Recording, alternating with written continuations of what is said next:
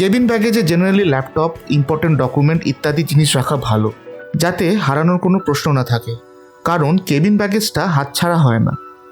2 করে 23 KG luggage নেওয়া যায় বলে এটা ভাববেন না যে 2 মিলিয়ে 46 কেজি হলেই হলো, সেটা কিন্তু নয়। ইচ লাগেজ যেন 23 কেজির বেশি না হয়, এই জিনিসটা মাথায় রাখাটা জরুরি। তাও বেস্ট অপশান হচ্ছে বিফোর চেক ইন একবার করে এয়ারপোর্টে রাখা এই ওয়েট মেশিনগুলোতে নিজেরাই প্রি চেক করে নেওয়া কাউন্টারে যাওয়ার আগে। আর যদি কনফিডেন্ট থাকেন যে 23 কেজির লিমিট কিছুতেই আপনাদের লাগেজ ক্রস করতে পারে না, তাহলে এই স্টেপটা স্কিপ করলেও করতে পারেন।